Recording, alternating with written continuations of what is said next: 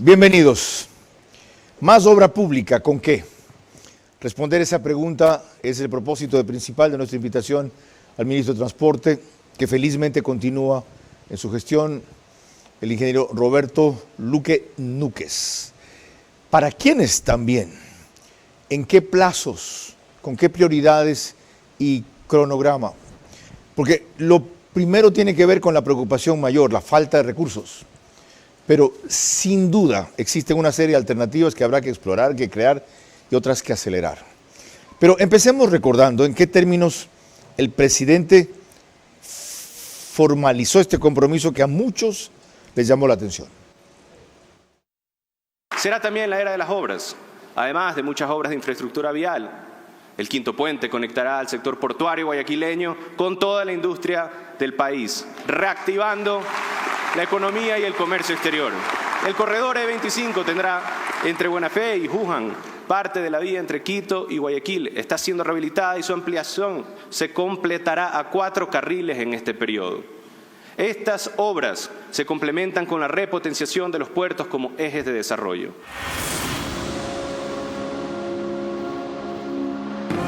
Vera a su manera. Llega gracias al auspicio de Clase Business, donde cada persona es un mundo. Air Europa, tú decides. Murano Plaza es la expansión que tu negocio necesita. Compruébalo.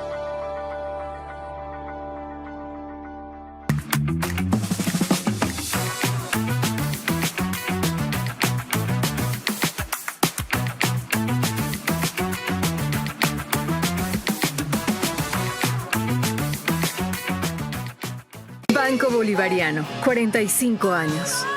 Eres lo que nos mueve. Porque para Ambienza, construir no es solo levantar estructuras, es inspirar familias e impulsar el desarrollo integral de miles de niños y jóvenes.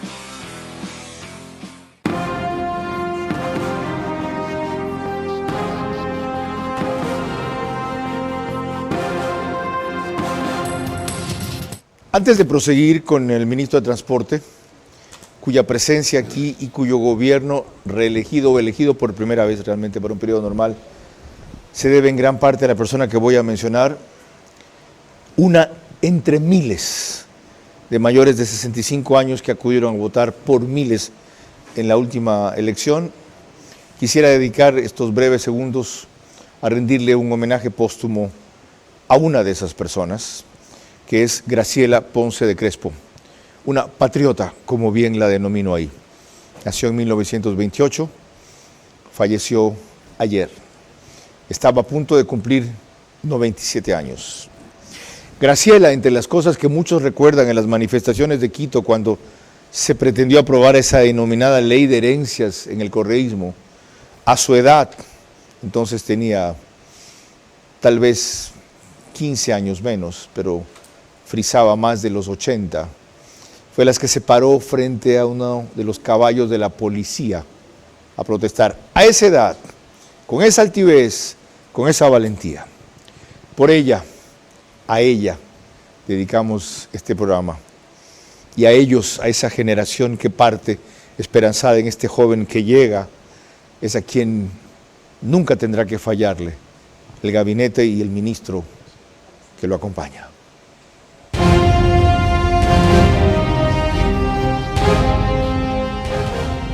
Yo solamente te pediría eso, controlar las pasiones. Por lo demás, tú nunca te fuiste porque tu puesto como entrevistador, el mejor entrevistador de la televisión, quedó vacío y finalmente has regresado a tu cauce porque el brillo vuelve a su cauce. Este es Vera a su manera. Un comunicador que desde 1975 ha sacudido la televisión con formatos y estilos polémicos, sin ocultar sus simpatías ni jactarse de objetividad, pues el periodismo de opinión siempre asume una posición. Bienvenidos a coincidir o discrepar con Vera a su manera. Opinión con propósito. Democracia.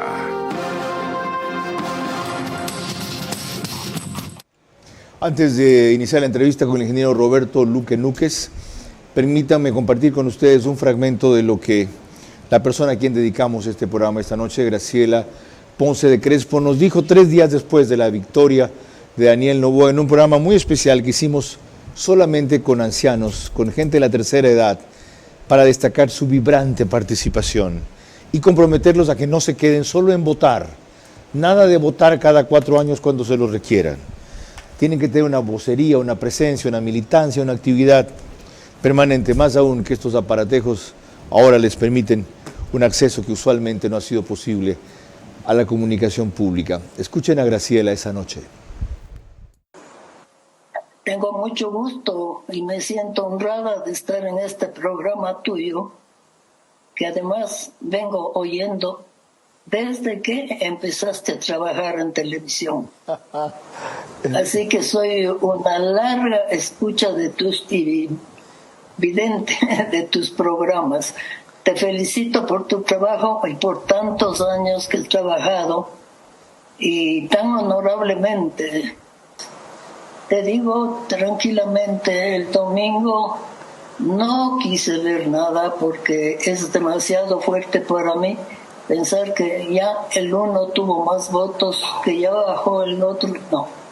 Así que esperé el resultado final y bueno, qué felicidad saber que había ganado Noboa, que aparte de ser una persona que diré que nos da muchas esperanzas, él personalmente me parece un chico tan inteligente, tan justo, que sabe trabajar, que no pelea, que no hace caso de insultos.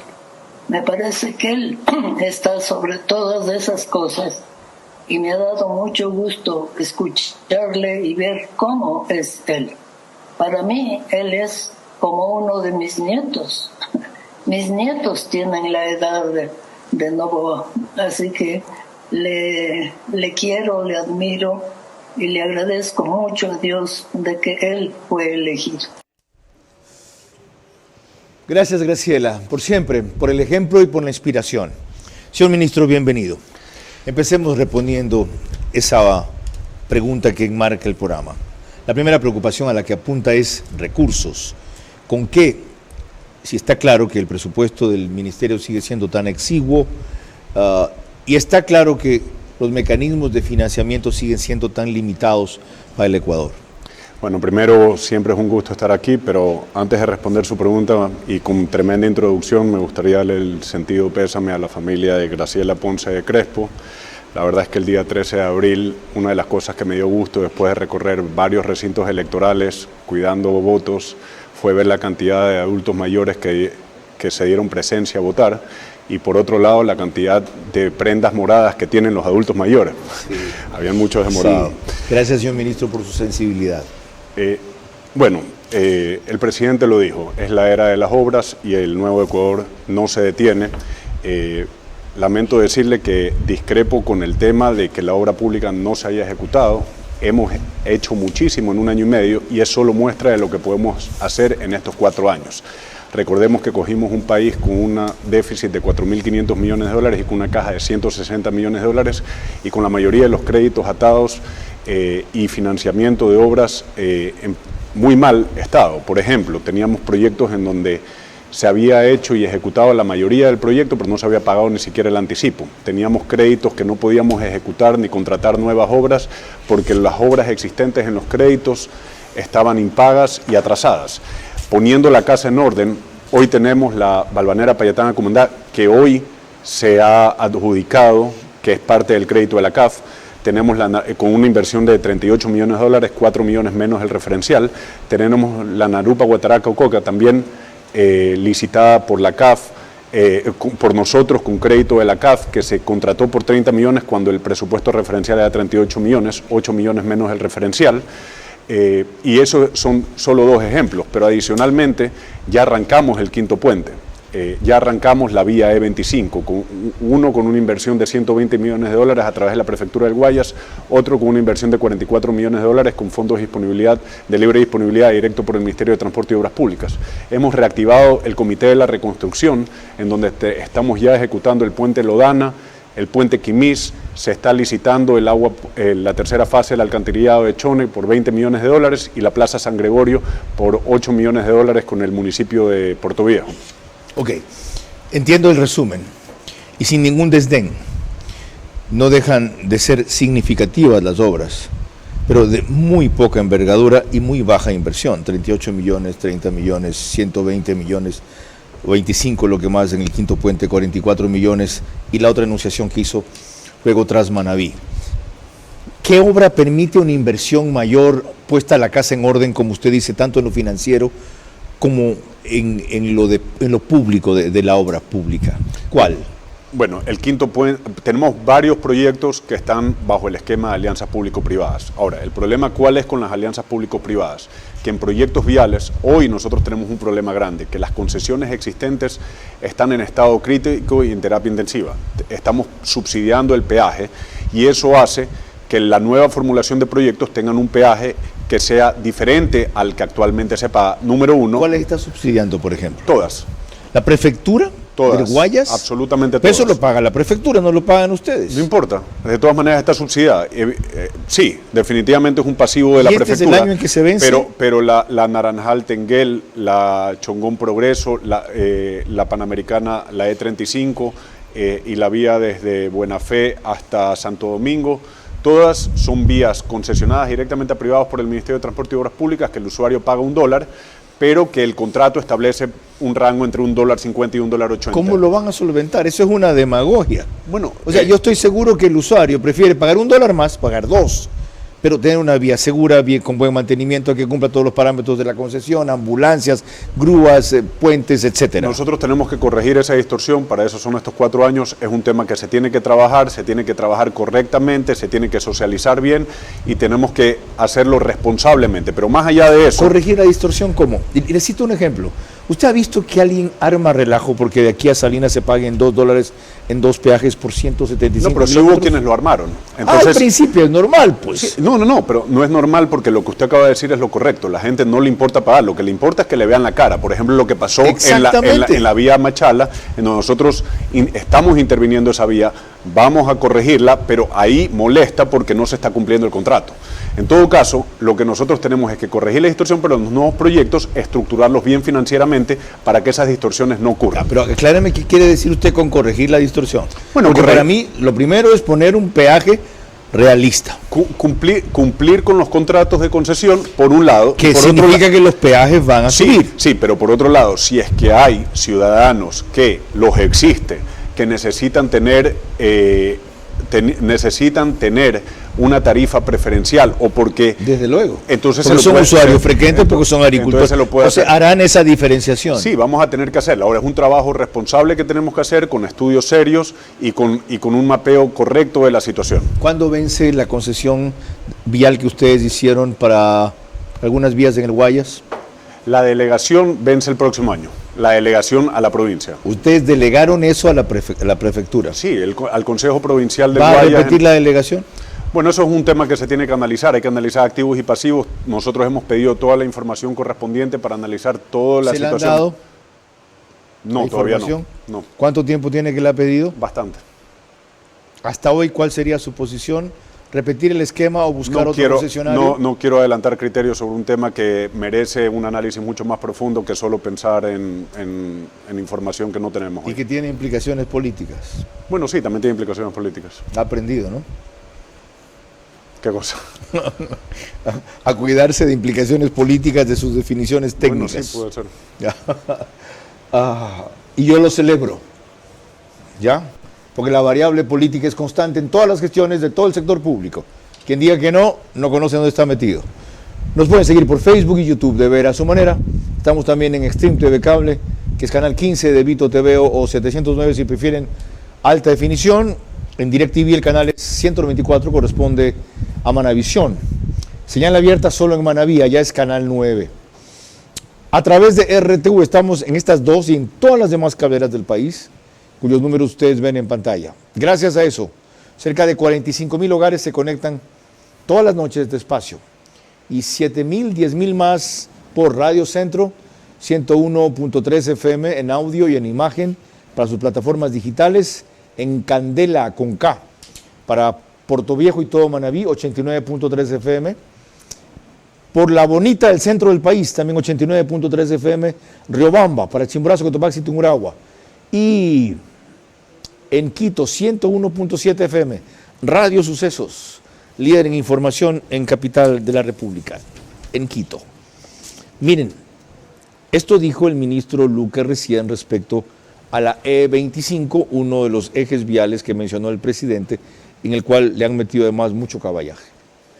Ustedes lo escucharon en el discurso de posesión del presidente. Él habló del eje vial entre Babahoyo y Buena Fe, la vía Quito-Guayaquil, y este proyecto que hoy se está ejecutando es una primera etapa para llegar a ese objetivo. Con una inversión de cerca de 45 millones de dólares en total, contempla la ampliación a 4 carriles de 20 kilómetros entre Babahoyo y San Juan, y de San Juan a Buena Fe 4 zonas de carriles de rebasamiento. Mi presencia hoy viene motivada para acelerar el paso de la obra. Estamos con un avance de cerca del 8.5%, pero que está justificado por la fuerte temporada invernal y por temas relacionados a las canteras que se tuvo que utilizar para los materiales pétreo y para la planta de asfalto en donde estamos ahora. Pero esto no es lo único que hay para los ríos, que la Vincent Palestina Macul y la Baba Tres Marías son vías que son requerimientos de la ciudadanía de los ríos por mucho tiempo. No pasarán aproximadamente más de mes y medio, 2 meses para que eso esté en el portal de compras públicas y que pueda ser adjudicado.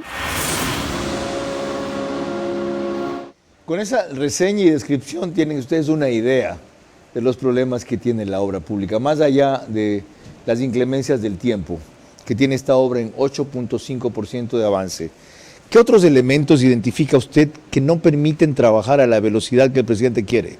Bueno, más allá de las cuestiones que hoy estamos tratando de corregir, como en la ley de contratación pública, con la nueva ley económica urgente que presentó el secretario jurídico de la presidencia, en donde se permite acortar los plazos de la contratación pública, hacer que el CERCOP tenga menos inferencia sobre ciertos procesos y siempre hacer licitaciones, pero que los tiempos sean de acuerdo al monto, que son temas que son avanzados y que copian experiencias internacionales. ¿Aportó usted esa ley? Estamos aportando ciertas cosas, pero más allá de eso, cuando nos la enviaron... ¿Consultaron? Sí, lo consultamos, lo hablé con el secretario jurídico de la presidencia y soy uno de los beneficiados, más allá de ¿Va a estar aquí Stalin Andino? Sí, más allá de que el año pasado hicimos también una incorporación muy importante, es que permitir que la ley de contratación pública establezca la posibilidad de hacer ingeniería, diseño y construcción en un solo paquete, que eso es muy importante para cierto tipo de obras. Ya, si esa ley pasa con sus mejoras, señor ministro, supongo que demorará 3 meses su implementación, más allá del tiempo de emergencia, publicación, reglamento, etcétera. ¿Cuánto permitiría disminuir los tiempos para ejecutar la obra pública en porcentaje? ¿Cuánto ahorraría de tiempo? Mire, sería muy difícil adelantar un criterio y un número, pero lo que sí le puedo decir es que vamos a acelerar bastante los plazos, pero lo que sí también quiero recalcar es que la ley no es la única, el único instrumento que tenemos para hacer. Hoy, con los 4 años que tenemos, gracias a la voluntad del pueblo, podemos decir de que hay ya gente que se está embarcando. En el sector público hay mucha gente que estaba esperando las elecciones también, así como en el sector privado, sí, a ver ¿qué posición tomaba? Hoy tenemos, y hago un llamado a toda la gente del Ministerio de Transporte y Obras Públicas, a decir de que el que no se sube a la camioneta de trabajar rápido y con gestión y siguiendo los lineamientos y los criterios que el presidente ha dicho de trabajar rápido y gestionar rápido, se va a tener que ir. Y vamos a ver cómo lo hacemos, pero no vamos a tolerar más temas de atrasos ocasionados por la propia gente del Ministerio, sobre todo en las distritales y en el sector desconcentrado. Por fin, Polet, esta última frase que acaba de decir el ministro a Daniel, para que la usemos como marco en el programa de la radio, ¿ok? Como marco en el programa de la radio. Eso me obvia además una serie de preguntas y acotaciones. Estuvo aquí la periodista manabita ayer, Elisa Zacoto, y dijo que qué bueno el énfasis de ustedes en ese tramo de Buena Fe, Juján, la E25. ¿Y qué pasa con la Manta Quevedo? La Manta Quevedo es una vía prioritaria, es la que más avanzada está en el esquema de alianzas público-privadas. Nosotros con el Banco Mundial se hicieron 2 prefactibilidades iniciales que son la vía Pifo Lleva esa y la Manta Quevedo. ¿Por qué es importante la Manta Quevedo? Porque todo el sector agrícola, industrial, podría tener otra alternativa portuaria que no sea Guayaquil, sino que sea Manta, y puede gatillar muchos contenedores que hoy los necesita el puerto de Manta. Exactamente. Ahora, eso. Es no hay regionalismo que se oponga a eso, porque a los manavitas siempre nos han excluido. Por cualquier razón. Siempre, no, de verdad. Y no es una queja, es una realidad. Nosotros lo que hemos hecho con muchos proyectos de esta naturaleza es que si se necesita, por ejemplo, entre Pichincha y San Plácido hay una zona que está bien mal, y nosotros, si es que tuviéramos que adelantar con obra pública tradicional, por lo que puede demorar una alianza público-privada, estamos dispuestos a hacerlo. ¿De qué dependerá hacerlo o no hacerlo? Dependerá de la estructuración financiera que tengamos. Si es que ya existe la posibilidad de un aporte estatal que lo contemple la estructuración financiera, no descartamos hacerlo antes, como lo estamos haciendo en el Quinto Puente, como lo estamos haciendo en la E25. Ok, ya entraremos al Quinto Puente. Transporte, no solo vialidad, pues la principal preocupación, por si acaso este señor tiene bajos de dependencia, aeropuertos y puertos, entre otras cosas. Y volviendo a vialidad, ¿descarta usted en este periodo iniciar estudios, aunque sea, de la autopista Quito-Guayaquil? No, no está descartado. Qué bueno. ¿Cómo así? A ver, porque cuando yo llegué al ministerio había un MOU, un memorando de entendimiento con el país. Con Corea del Sur, ¿verdad? Corea del Sur, para hacer la Guayaquil-Quito y la Guayaquil-Cuenca. Ese MOU, por varios motivos, legalmente no estaba bien establecido y nosotros no lo pudimos continuar, pero yo me comprometí con ellos en estudiar en primera instancia la Guayaquil-Cuenca. Hoy existe un contrato firmado para la prefactibilidad con Cotra, que es la empresa coreana. Correcto. Que está haciendo la prefactibilidad de la Guayaquil-Cuenca. Ganadas las elecciones, yo voy a viajar a Corea la próxima semana, y una de las cosas que quiero retomar es dejar adelantado los criterios y los primeros pasos para una autopista Guayaquil-Quito, siempre sabiendo que este es un proyecto a largo plazo. Qué buena noticia. Pues a largo plazo son 4 o 6 años, ustedes van a tener 8 en el gobierno. Sí, pero más allá de eso... sí van a tener 8 en el gobierno. Sí, pero más, o sea, ¿está seguro que hay un segundo periodo que le diga al presidente? A lo que voy es, más allá del tema, es una planificación a nivel país. Tiene 400 kilómetros entre Guayaquil y Quito y hoy se toman 8 horas. Entre la capital de Corea, Seúl, y Busan, el puerto, son 400 kilómetros y allá lo hacen en 2 horas. Entonces, tenemos mucho que aprender, tienen la experiencia, trabajan bien. Creo que merecemos, más que sea, analizar una opción que va a ganar en productividad un montón para el país. Celebro que no lo descarte. Celebro, la verdad. Ese es un sueño que tenía el que fue fundador de la Universidad de San Francisco, ¿ya?, que murió trágicamente recién. No solo en homenaje a él, a las 2 ciudades que enlaza y todo lo que vincula en el trayecto, por favor. Ahora, vamos a lo que parece que terminaría siendo la obra emblemática del gobierno en este primer periodo. La concluya o no, la tiene que avanzar. El Quinto Puente, y sobre esto estuvo aquí un arquitecto que estuvo vinculado en una primera etapa hace algunos años, haciendo estudios y reuniendo inclusive un grupo de inversionistas italianos. Y dijo que es clave ahorita proseguir por... Que es tiempo que el Estado expropie los terrenos donde va a ser el Quinto Puente. Si no se expropia, no se cree. Para mí esa es la fórmula.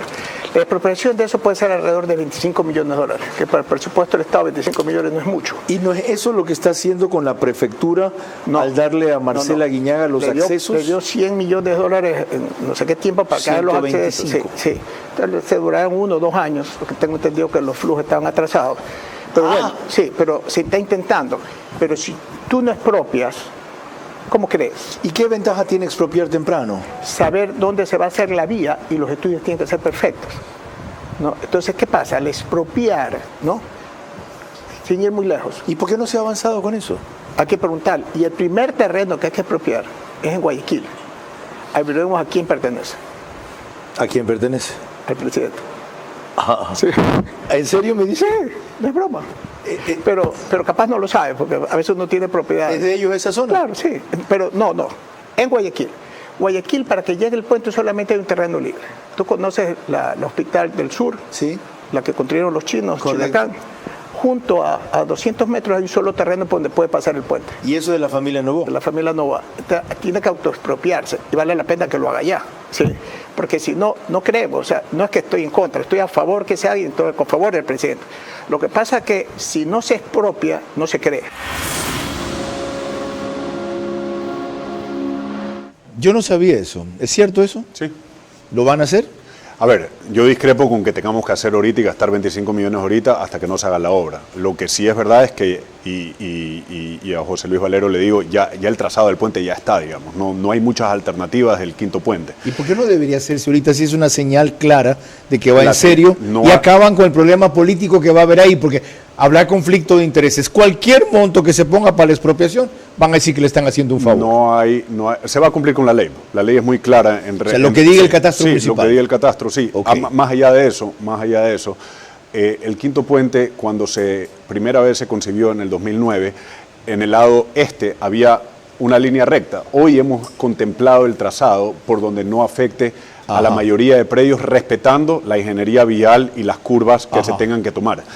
Hemos socializado con mucha gente que podría llegar a ser afectada. Las personas más afectadas, si me preguntas a mí, no es ni Novoa, ni los camaroneros, sino la gente en Guayaquil, en la Cacique Tomalá, en donde evidentemente vamos a necesitar hacer una que otra expropiación para poder darle la vialidad perfecta en esa zona, que es lo más importante. Aclarado. Esta obra, solo esta obra, y felizmente en este primer periodo, el ministro Luque Núquez ha sido de los más accesibles para comunicar. Solo esta obra merece un programa de 1 hora para analizarla en detalle. Lo comprometemos. Sí, no hay problema. Solo quisiera decir algo más. No hay mayor compromiso que el que el presidente Novoa ya hizo en su gobierno con este proyecto, y todo el mundo lo reconoce, incluso los posibles oferentes de la licitación internacional, que es arrancar el proyecto. Una vez que uno arranca el proyecto, le baja la inversión, o sea, 120 millones de dólares no es cualquier cosa, es nuestra obra más grande ahora, y eso le resta de la inversión y hace que el proyecto financieramente sea más atractivo.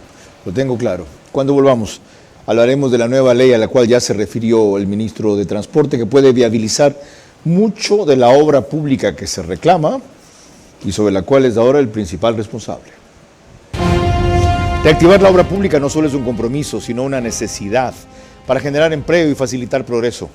Mucho puede hacerse con las leyes actuales, más con una nueva, pero la clave está en ubicar en todas las instancias que operan los mecanismos del Estado, verdaderos ejecutores y no burócratas ineptos.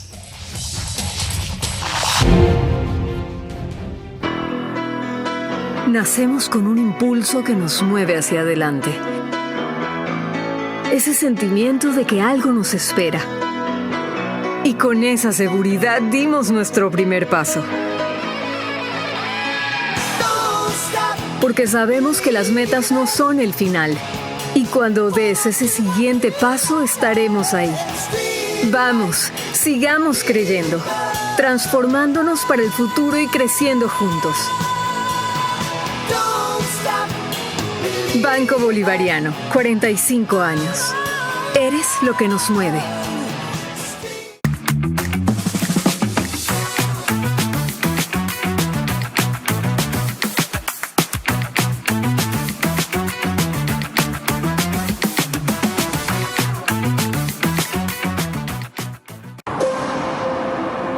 Guayaquil, la ciudad más grande del Ecuador, se transforma a pasos agigantados. La perla del Pacífico se ha convertido en un destino estratégico para la inversión, ofreciendo oportunidades únicas para quienes desean estar a la vanguardia del progreso económico. En Guayaquil emerge un nuevo polo de desarrollo comercial y urbano, ubicado en Vía La Costa. Este sector se está consolidando como un eje clave de crecimiento comercial e industrial, a pocos minutos de playas y puertos, con conexiones estratégicas, entre ellas la vía que une al futuro Aeropuerto Internacional de Guayaquil y el Puerto de Aguas Profundas de Pozorja, rodeado de su moderna red vial que facilita la movilidad y el acceso eficiente.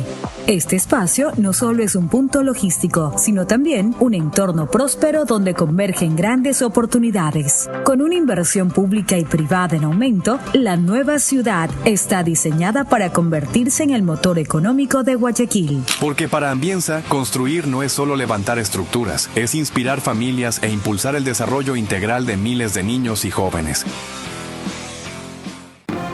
Vera a su manera, crítico e independiente.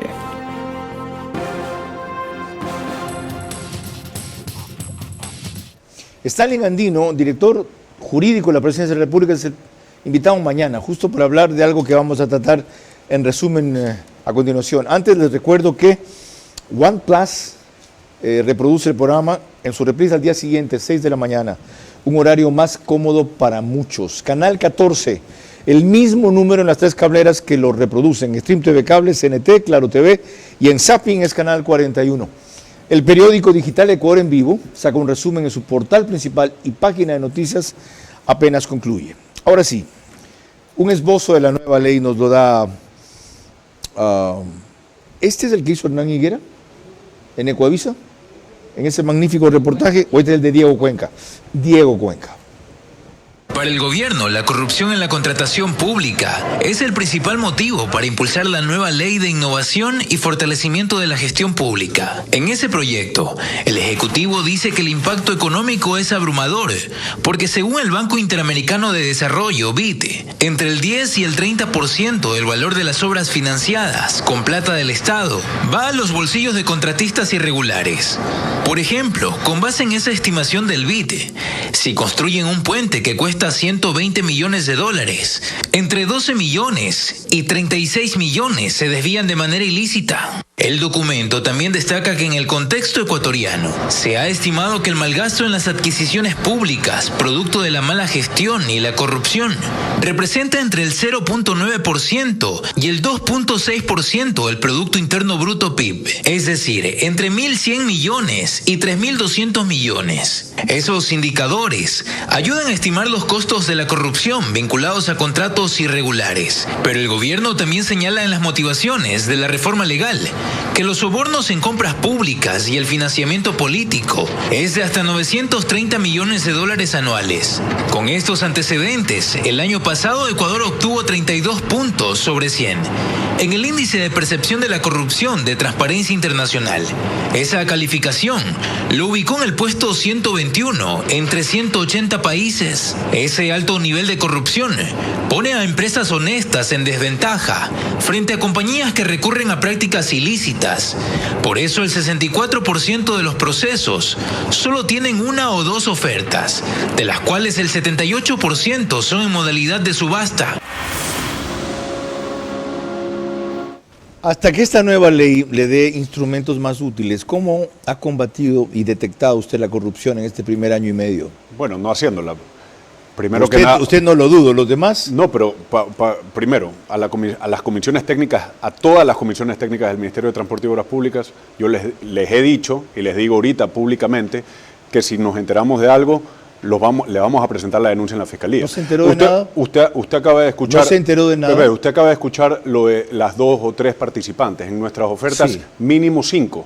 Ajá. Han habido. Por ejemplo, en el puente Lodano hubo como 12 oferentes, en el puente Quimís hubo como 10 oferentes, en Arupa Guataraco hubo 4, en Balvanera Payatanga hubo como 8. ¿Cuál es el problema que sí vemos? Por ejemplo, oferentes que entran exfuncionarios del Ministerio de Transporte y Obras Públicas, consorciados, personas naturales.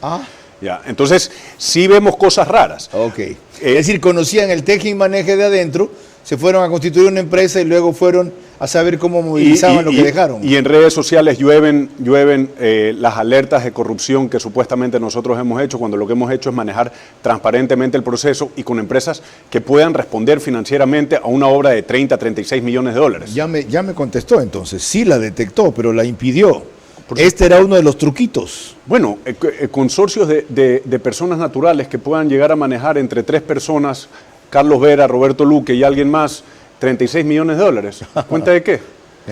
Ellos lo que van a hacer es esperar el anticipo para con ese anticipo ver, y esas son las obras que terminan mal y se bajan 20%, son ofertas temerarias muchas veces. Me alegro de que siga.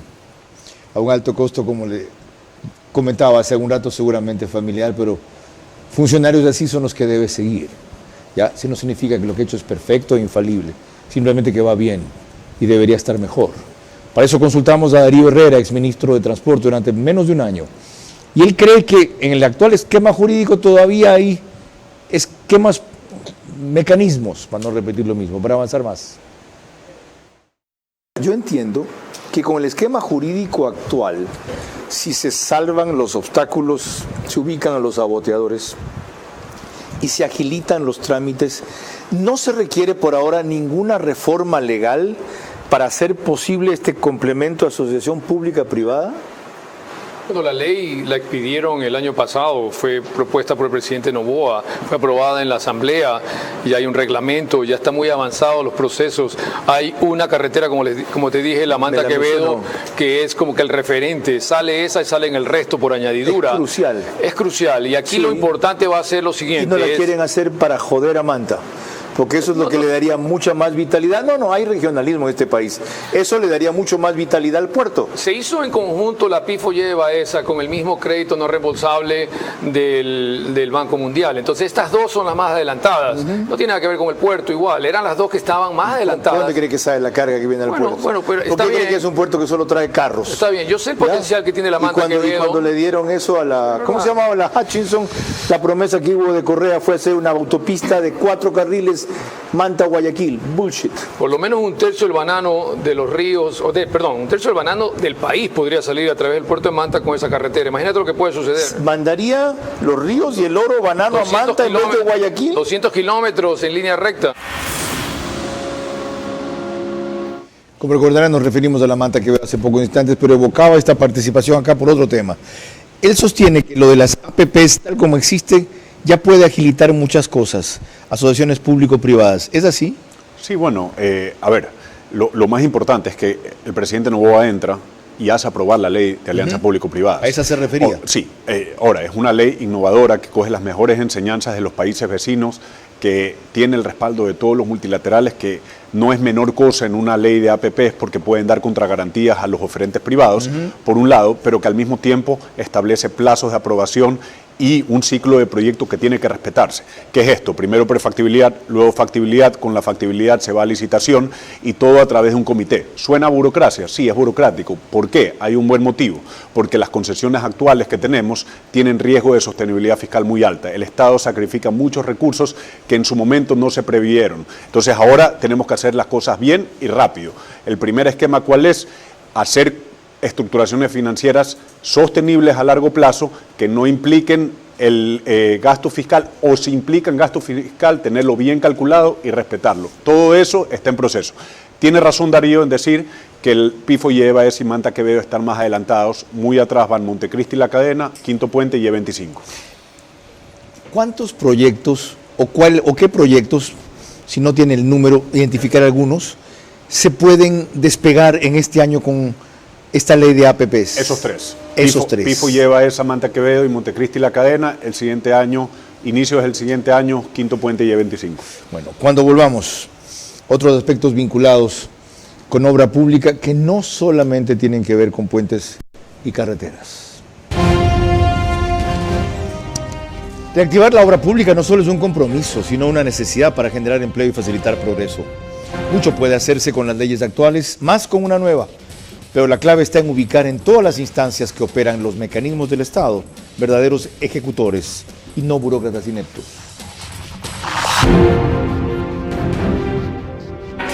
Bienvenido a nuestra clase business, donde cada persona es un mundo y donde cada uno decide cómo disfrutar su experiencia a bordo. Porque algunos necesitamos estar siempre conectados. Y otros preferimos desconectar y olvidarnos del mundo. Porque hay días que te apetece comer ligero y otros que necesitas darte un gusto. Clase Business, donde cada persona es un mundo. Air Europa, tú decides. Descubre Murano Plaza, el nuevo epicentro empresarial de San Borondón. Disfruta de espacios comunes con salas de reuniones, terrazas y cafeterías, pensados para que cada encuentro sea una oportunidad de cerrar tu próximo gran negocio. Encontrarás 120 oficinas modernas y 12 locales comerciales diseñados para potenciar tu crecimiento. Murano Plaza es la expansión que tu negocio necesita. Compruébalo.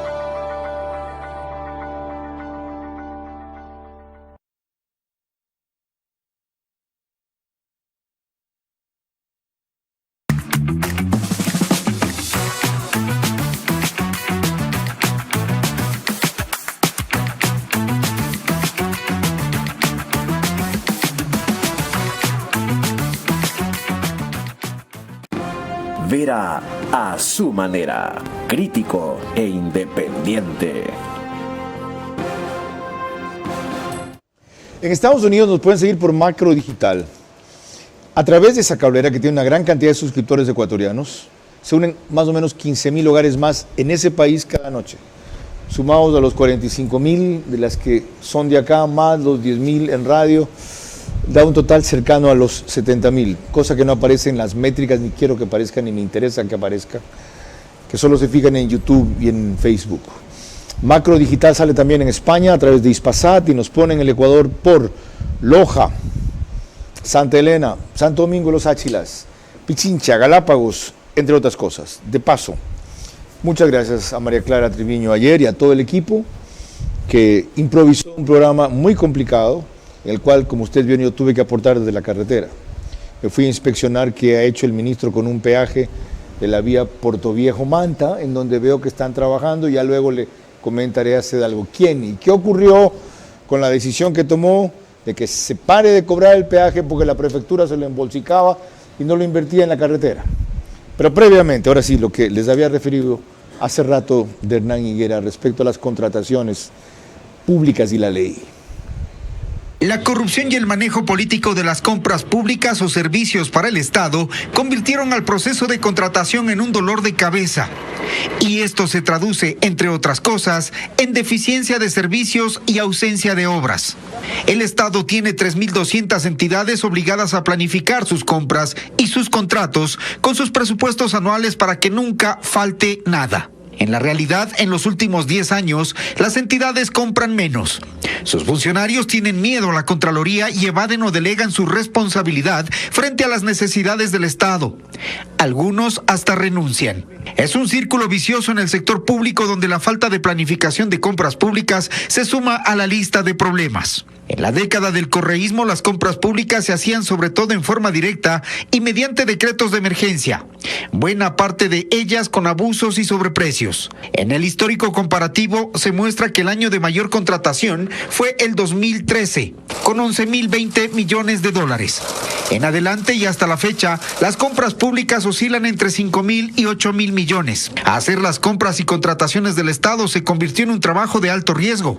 Es esto que el gobierno dice quiere cambiar con su proyecto de ley enviado a la Asamblea. Les reitero, mañana vamos a hablar de eso con Stalin Andino, quien es director de asesoría jurídica de la Presidencia de la República, más allá de las incidencias que ya ha formulado el ministro de Transporte sobre lo mismo. Ahora, permítame tocar 2 o 3 puntos que son de su jurisdicción o dependencia. Contecon ha presentado una demanda a la Corte Constitucional para cerrar una serie de puertos que hay en Guayaquil, a lo cual, puertos privados, 8, 9, total hay 11 aquí, a lo cual atribuye su baja de ocupación y competitividad. ¿Qué política tiene el Ministerio de Transporte frente a eso? Bueno, aunque se ha recuperado un poco, ¿no? Pero sí. Más allá de eso, la libre competencia solo beneficia al usuario final. Lo que sí es cierto es que hay ciertos condicionamientos que tiene Contecon que vale la pena ser revisados, pero de una u otra manera cerrar los puertos privados que hoy están dando un servicio no me parece la salida necesariamente. Buen concepto. Otro. Varios tramos del ferrocarril se han rescatado en estos últimos 18 meses. ¿Piensa usted seguir impulsando ese movimiento hasta que recuperemos en este periodo todo el trayecto que se perdió? Prioritario. Por la economía local. Hay cantones muy pequeños que dependen del turismo, dependen de que sus ciudadanos dependen de que haya actividad en ese ferrocarril, actividad internacional que mucha gente le encantaba, turistas le encantaban y nunca se lo potenció correctamente. Nosotros creemos que se puede hacer. Hay 3 cosas en paralelo que suceden con el tren. La primera es la reactivación con municipios locales, como ya se lo está haciendo con Alausí, como ya se lo hizo con Antonio Ante e Ibarra, que ya está funcionando, y que estamos trabajando hoy con Riobamba, Ceballos y otros municipios adicionales. En paralelo, el tema legal, que es importantísimo, cerrar una empresa pública como Ferrocarriles EP para mí fue una irresponsabilidad, yo ya la cogí así, y lo que tengo que hacer es terminar de hacer eso, pero el tema legal es enorme por la cantidad de bienes y todo lo que tienen que traspasar al Ministerio de Transporte y Obras Públicas, y en paralelo una alianza público-privada que hay interesados para que venga un operador turístico, pueda hacer una inversión, poner los trenes en primera, invertir en los trenes y poder operar eso y ofrecer otros productos turísticos a lo largo del ferrocarril. Buena noticia. Vamos a lo aéreo. No es ningún secreto que hemos perdido con actividad aérea, sobre todo en Guayaquil. American bajó sus vuelos directos a Miami de 4 a la semana 1. Un par de otras compañías por distintos motivos se retiraron. No cuento ahí Aeroméxico. En fin, ¿qué hacer para recuperar conectividad aérea, sobre todo con Guayaquil? Bueno, Avianca va a volar de Guayaquil a Miami desde octubre. LATAM va a volar de Guayaquil a Nueva York una frecuencia diaria desde diciembre. Eso se ha dado recientemente, lo hemos anunciado. Pero más allá de eso, Carlos, la mayor queja de la mayoría de los usuarios, de la mayoría de las aerolíneas por las cuales no vienen ni a Quito ni a Guayaquil a veces, es la tarifa que tienen los aeropuertos que fueron delegados a los municipios correspondientes. Cuando uno ve el costo de una aerolínea, una buena parte de esos impuestos, y de esos impuestos una buena parte es la tarifa aeroportuaria. Ese es un tema que está delegado a los municipios, pero que vale la pena conversarlo porque mucha gente no conoce eso. Cuando tú pagas Guayaquil-Quito, por lo menos un 40, un 50% del pasaje son tasas, y de ese 40-50%, un buen 70-80% son tasas aeroportuarias que van a los municipios. Sobre lo mismo, en este periodo ustedes lograron una conexión internacional para Manta, creo que es con la aerolínea Copa de Panamá. Y Copa está aumentando sus frecuencias. Ok, ya que se va a Corea la próxima semana, ¿pueden revivir, reactualizar una propuesta que tenían los coreanos para la concesión del aeropuerto de Manta, que es de los mejores terminales del Ecuador, con 2 mejores pistas y facilidades en vez de terminal, decirlo propiamente? Y convertirlo en lo que exploraban ellos en un rato, un hub internacional. Mira, yo no descarto nada, pero más allá de eso... ¿No tiene eso en su agenda, hablar con esta gente? No. ¿Lo podría poner? Tenemos en la agenda visitar el aeropuerto de Seúl, que es un aeropuerto de los mejores del mundo, top 3 en su categoría, que es la mejor categoría. Claro. Pero más allá de eso, Manta lo que necesita es conectividad aérea y una terminal decente para funcionar. No queremos el Disney de los aeropuertos, queremos un aeropuerto que le lleve gente turísticamente a Manta y que funcione bien. ¿Hoy funciona bien? No, está en manos de la DAC. La DAC no tiene el presupuesto necesario, tenemos que concesionarlo, sí tenemos que concesionarlo. Lo ideal sería hacer un pool de aeropuertos, no solo uno, para que, como en otros países, se hagan cargo no solo del aeropuerto que es rentable, sino otros adicionales. ¿Sabe qué me intriga? Yo se lo preguntaré al final. ¿Por qué decidió usted seguir? Ahora encuentro algunas respuestas en lo que me está diciendo, pero quiero la suya cuando volvamos. Incidiremos en unos aspectos pendientes todavía con el ministro de Transporte. Por ejemplo, un puente caído. ¿Ya saben qué diablos pasó? ¿Quién tuvo la responsabilidad de eso? Reactivar la obra pública no solo es un compromiso, sino una necesidad para generar empleo y facilitar progreso. Mucho puede hacerse con las leyes actuales, más con una nueva. Pero la clave está en ubicar en todas las instancias que operan los mecanismos del Estado verdaderos ejecutores y no burócratas ineptos.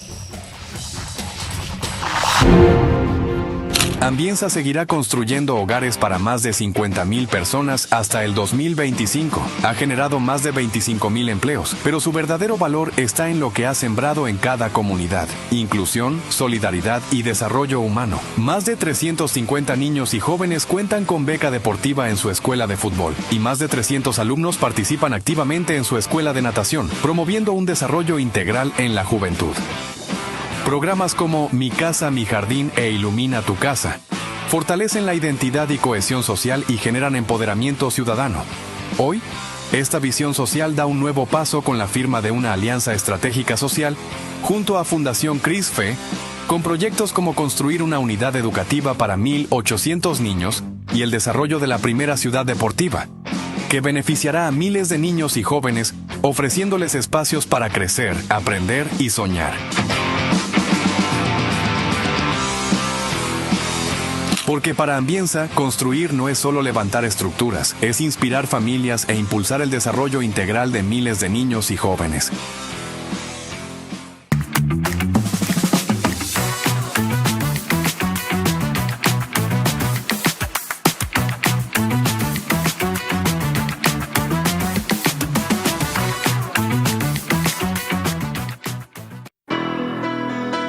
Nacemos con un impulso que nos mueve hacia adelante. Ese sentimiento de que algo nos espera. Y con esa seguridad dimos nuestro primer paso. Porque sabemos que las metas no son el final. Y cuando des ese siguiente paso, estaremos ahí. Vamos, sigamos creyendo, transformándonos para el futuro y creciendo juntos. Banco Bolivariano, 45 años. Eres lo que nos mueve. Bienvenido a nuestra clase Business, donde cada persona es un mundo y donde cada uno decide cómo disfrutar su experiencia a bordo. Porque algunos necesitamos estar siempre conectados. Y otros preferimos desconectar y olvidarnos del mundo.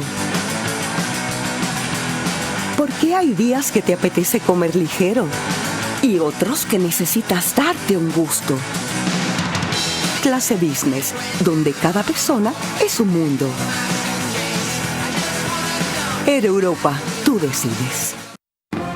Vera a su manera, crítico e independiente. Emitimos desde el canal 24/7, que difunde el programa en un horario anticipado, 21 horas, y ustedes pueden ver por Extreme TV Cable Canal 3, Claro TV Canal 12, Divinet es Canal 12 y 99 es en DT Haz Televisión. Me encuentro el video en el que reportaba ayer para el ministro en la intersección de la vía Jipijapa-Manta, sector Montecristi, donde noté que estaban haciendo trabajos de reparación y le averiguaba si corresponden a ellos, y usted me aclaró que... Bueno, yo le aclaré que desde que intervenimos lo que sucedió es que se interpusieron 2 acciones de protección, una de parte de la prefectura y una de parte de los trabajadores de la empresa pública Manaví Vial, y que los jueces han estado dilatando, se han estado dilatando estas acciones de protección por pedido de la empresa pública y de la prefectura. Nosotros estamos listos para ir a exponer nuestros motivos y ojalá ganar y poder intervenir la vía. ¿No hay todavía una resolución final? No, no ha habido. Pero el hecho de que ustedes hagan notar que se cobraba peaje y no se usaba en la vía ha motivado que ahora sí empiecen a trabajar en ella. Así es. Ok, veamos lo del puente caído en un incidente que se volvió escandaloso, más por la responsabilidad de quien la puede tener que por el daño que significó para esa zona. Con una grúa, una retroexcavadora y un tractor, se extrajo el tercer tráiler que estaba sumergido en el río Daule desde el colapso del puente Gonzalo Icaza Cornejo en Guayas, el pasado 19 de marzo. El tractor y la grúa arrastraron el vehículo pesado desde el fondo del agua, usando cables de acero inoxidable de 1 pulgada. 2 meses y 8 días han pasado desde que cayó el puente, pero aún no se encuentra Freddy Castro, el último de los 5 hombres que cayeron al agua ese día. La hipótesis es que su cuerpo está dentro de la camioneta en la que circulaba al momento del colapso y que sigue sumergida en el río Daule. Sin embargo, aún no se ha determinado su ubicación. La intención es retirar el cuarto y último tráiler que falta para intentar encontrar la camioneta. 40 personas entre bomberos de Daule, Prefectura del Guayas y la concesionaria Conorte evalúan el terreno y esperan extraerlo a más tardar este miércoles. El puente Gonzalo Icaza Cornejo conectaba los cantones Daule y Nobol. Los restos siguen ahí y continúa la investigación sobre la causa del colapso. El coordinador de infraestructura de la Prefectura del Guayas aseguró que se hacen estudios que tardarán 5 meses para levantar un nuevo puente. Ese reporte de Luis Alfredo Zúñiga en Ecoavisa actualiza un tema que por la discrepancia que hubo entre el Ministerio de Transporte y Prefectura respecto a la probable causa, es importante esclarecer. Ustedes demostraron que había una alerta sobre capacidad máxima de peso en ese puente que no fue respetada, y los videos iniciales que se difundieron hacían ver que habían demasiados vehículos pesados al mismo tiempo sobre el puente. ¿Esa fue la causa? Porque no. La prefectura dijo que en cambio no tuvo mantenimiento el puente. No, al revés. Fue al revés, pero más allá que nada, primero, discrepo con un criterio que usted dio sobre que lo escandaloso fue por la responsabilidad. Lo escandaloso es porque hay fallecidos. En el momento en que hay fallecidos hay que investigar y hay que saber qué pasó. La prefectura adelantó criterios sobre que esto se debía a sobrepeso. Yo lo que he sostenido es que en función de la evidencia física en sitio sobre la señalética que exista, no había nada que prevenga que los usuarios, los choferes de los camiones que pasaron, pudieran pasar. No había nada que les prevenía pasar. Entonces, evidentemente, las causas específicas sobre las posibles, sobre el posible daño o el posible gatillador del colapso estructural tienen que ser investigados en un tema que no es sencillo de hacer. Yo lo he hecho académicamente en mi tesis doctoral y en algunas otras cosas más de trabajos aquí en Ecuador, pero más allá de eso, eso no es un trabajo sencillo. La parte estructural está clave, pero ¿qué le prevenía a los usuarios del puente? Cruzar el puente, no existe ninguna justificación de eso. Más allá de eso, la concesionaria está obligada de avisar a la Comisión de Tránsito del Guayas o del Ecuador ahora sobre si es que existe alguna limitación, como de hecho otros cantones lo han hecho y eso tampoco se dio. Acojo su aclaración y su observación a mi afirmación. Tiene usted razón. Si lo dije así, me equivoqué. Tiene usted razón. Lo más grave es que hayan habido fallecidos ahí. Cuando se establezca la responsabilidad, ¿esos son los que deben indemnizar a esas personas? Sí, hoy por contrato y por delegación, esa vía es una red vial estatal delegada a la Prefectura del Guayas y a la vez la Prefectura del Guayas tiene un contrato de concesión y la concesionaria está haciendo esos trabajos porque por contrato le corresponde. La concesionaria debe levantar y reconstruir el puente. Sí. Cuando volvamos a inquietudes finales, para Roberto Luque Núquez, ministro de Transporte. Reactivar la obra pública no solo es un compromiso, sino una necesidad para generar empleo y facilitar progreso. Mucho puede hacerse con las leyes actuales, más con una nueva. Pero la clave está en ubicar en todas las instancias que operan los mecanismos del Estado verdaderos ejecutores y no burócratas ineptos.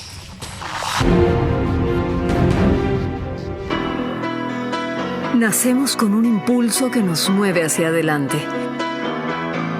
Ese sentimiento de que algo nos espera. Y con esa seguridad dimos nuestro primer paso. Porque sabemos que las metas no son el final. Y cuando des ese siguiente paso, estaremos ahí. Vamos, sigamos creyendo, transformándonos para el futuro y creciendo juntos.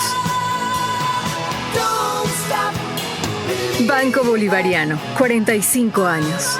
Eres lo que nos mueve. Descubre Murano Plaza, el nuevo epicentro empresarial de San Borondón. Disfruta de espacios comunes con salas de reuniones, terrazas y cafeterías, pensados para que cada encuentro sea una oportunidad de cerrar tu próximo gran negocio. Encontrarás 120 oficinas modernas y 12 locales comerciales diseñados para potenciar tu crecimiento. Murano Plaza es la expansión que tu negocio necesita.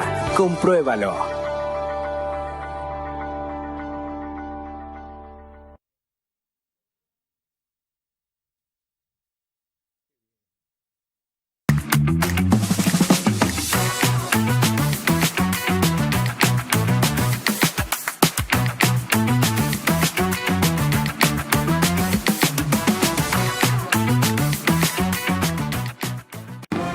Vera a su manera, crítico e independiente.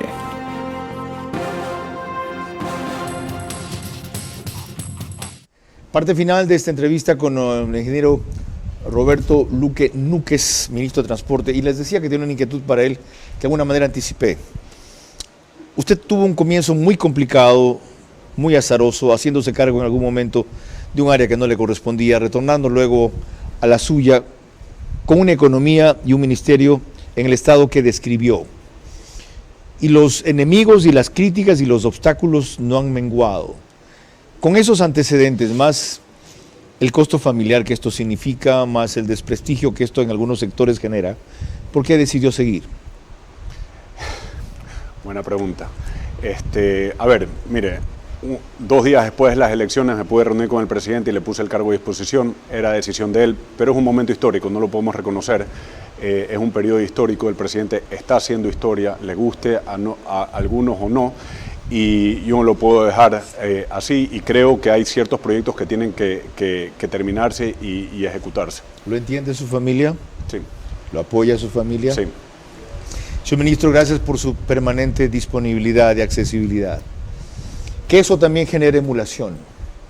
Si algo le ha faltado a este gobierno, no por parte de la presidencia, sino de muchos de sus colaboradores, es dar cuentas a la gente a través de estos espacios, y no como único, ni como mayor, ni como mejor siquiera, de lo que van a hacer, están haciendo, no han podido hacer o harán de otra manera. Celebro que uno de los ministros más sobresalientes en esta gestión se haya mantenido, como la de Relaciones Exteriores, como el de Gobierno, como el del Interior, como el de Defensa. No puedo decir lo mismo de Producción y Economía, que son muy nuevos, como la de Energía, como la de Educación. Y si no recuerdo más, no es porque tenga antipatía, sino porque no han tenido una gestión sobresaliente, quiero decir, en lo evidente. De repente hubo muchas o muchos mayores gestores, pero no mayores actores, porque no se quieren complicar. Un gobierno es para complicarse. Una vez que está adentro, para cumplir. Y una vez que se ha sido ratificado, como el caso de la mayoría, en las que el presidente ha privilegiado la continuidad sobre la renovación y el nuevo brío, hay que saber honrar ese compromiso, que si bien le da estabilidad, a otros les puede generar exceso de confianza, creerse que como siguen, eso es una aprobación de su gestión. No necesariamente. Lo han hecho bien. Necesitamos con urgencia que lo hagan mejor y que sea rápido.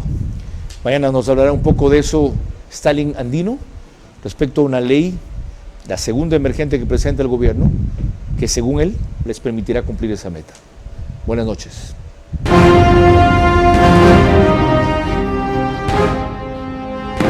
Vera a su manera llegó gracias al auspicio de Clase Business, donde cada persona es un mundo. Air Europa, tú decides. Murano Plaza es la expansión que tu negocio necesita. Compruébalo.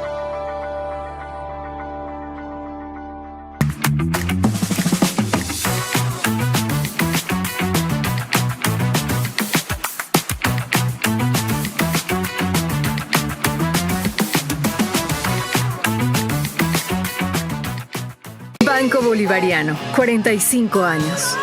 Eres lo que nos mueve.